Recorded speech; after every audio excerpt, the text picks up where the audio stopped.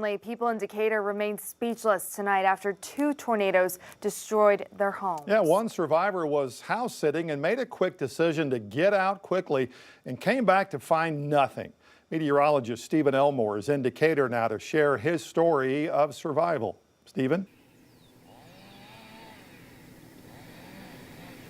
Yeah, Darren and Alexandra, this is the exact spot where Meekal Dalati was standing when he said it was time to leave. He felt the temperature change and the wind start to shift, and he knew he had to get out.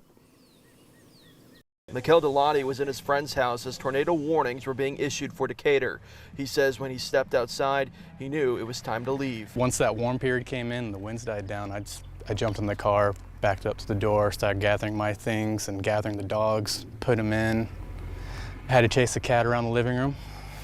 Meekal drove up the road, animals in tow, to a spot with smaller trees nearby and prepared for the worst. I could have died, and all those dogs could have died too. And I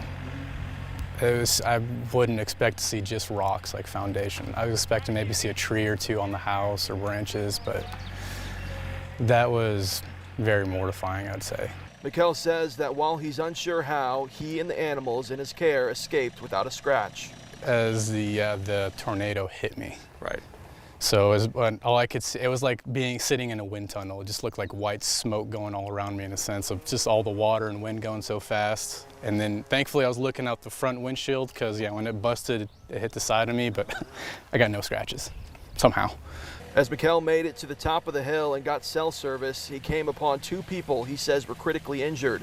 Meekal, the animals he was watching, and the pair piled into his car and waited for help to arrive. So I was able to call police then and tell them my situation with 2 really critically wounded people in my car, and 2 EMTs started walking up to us. And then I flagged them down and told them I got 2 really bad injured people in my car, and they started working on them then.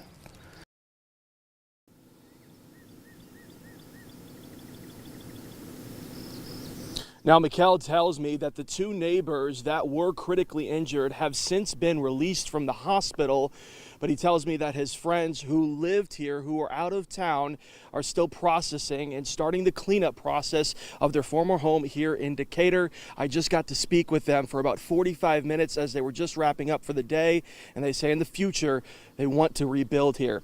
Covering news where you live, 5 News meteorologist Stephen Elmore.